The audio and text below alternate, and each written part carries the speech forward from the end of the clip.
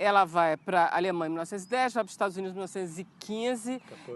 Que tipo de gente ela vai encontrar lá? Quando ela vai para a Alemanha, ela entra em contato com as primeiras grandes exposições que estavam ocorrendo na Europa naquele momento, que reuniam arte de vanguarda, sei lá, de Cézanne até a produção contemporânea. Então, deve ter sido um grande choque para ela, porque ela veio com a formação provinciana de São Paulo e tal.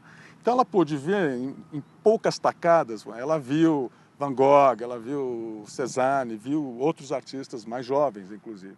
O que vai fazer com que ela vá estudar com um artista lá na Alemanha mais propenso a essas vertentes mais pesadas.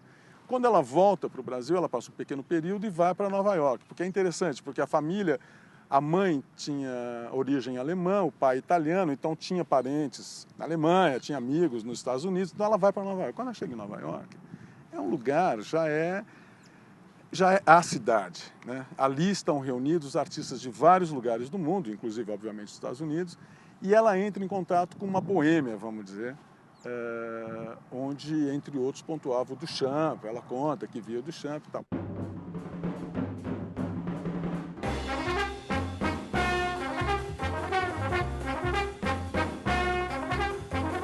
Nós estamos no contexto da primeira década do século XX, é um momento em que a Anitta surge, e nesse momento na Europa, o que nós tínhamos? A explosão das vanguardas, no plural. A pluralidade de caminhos em termos artísticos. Isso não apenas em termos de artes plásticas, mas das demais artes.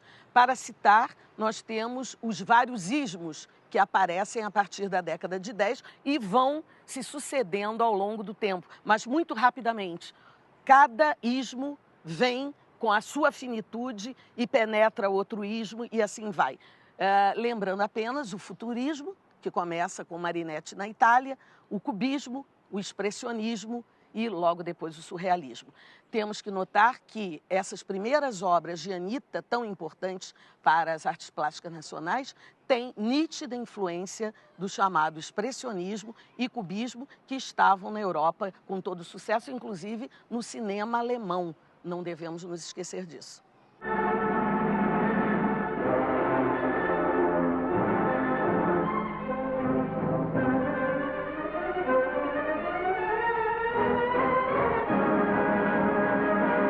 Luzia Portinari Grégio, ela é autora de um documentário sobre a Anitta e também desse livro sobre a Anitta, ou seja, você sabe tudo sobre a Anitta, né?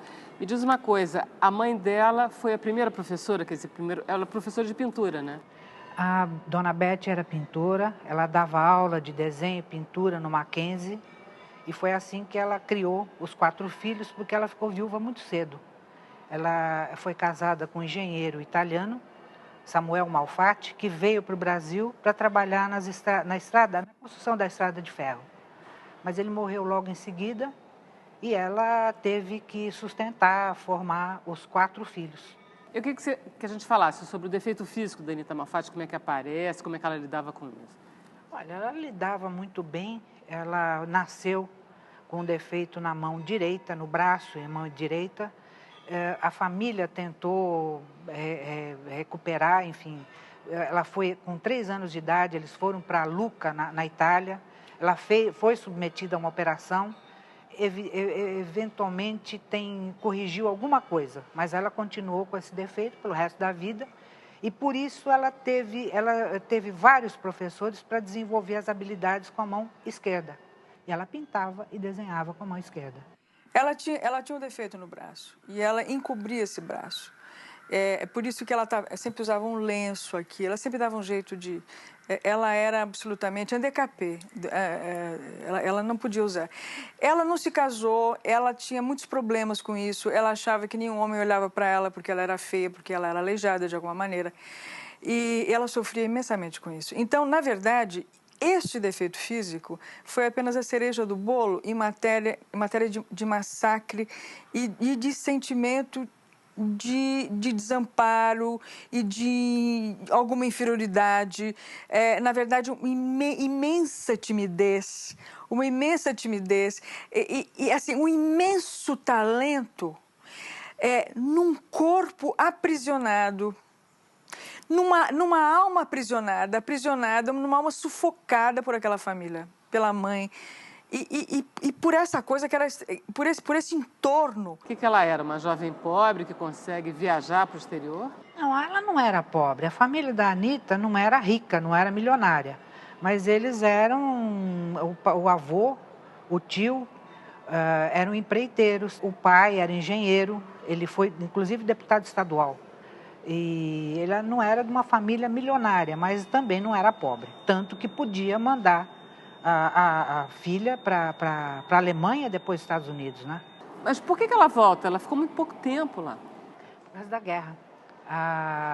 Logo em seguida, a Primeira Grande Guerra, e a situação não ficou muito favorável para estrangeiros. Tanto que muitos deles, mesmo os alemães e outros europeus, começam a sair da Europa e ir para os Estados Unidos. Ela voltou para o Brasil. Voltou para o Brasil.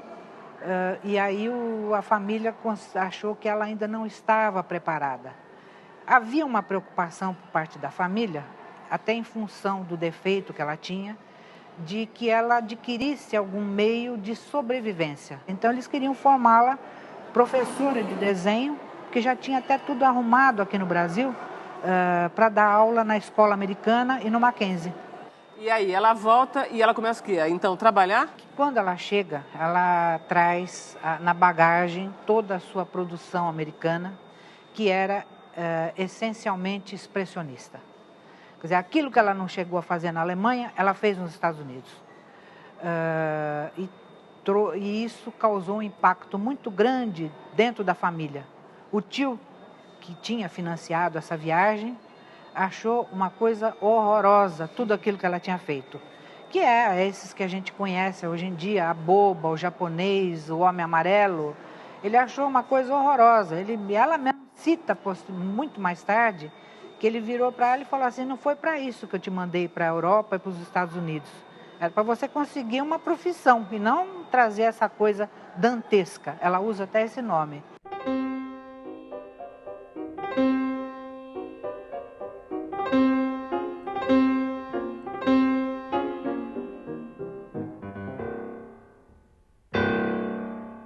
Em seguida, ela se retrai, começa a se preparar para dar aula, e aí ela faz duas exposições, uma em 14 e a outra em 1917. E a de 1917 é a famosa exposição que suscitou uma crítica do Monteiro Lobato, que é até hoje muito discutida.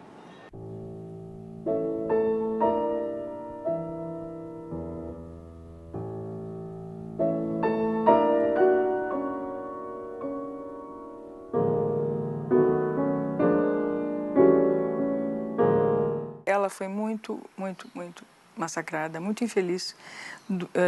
Não estou falando da parte artística. Quer dizer, estou falando do ponto de vista pessoal. Claro que a parte artística,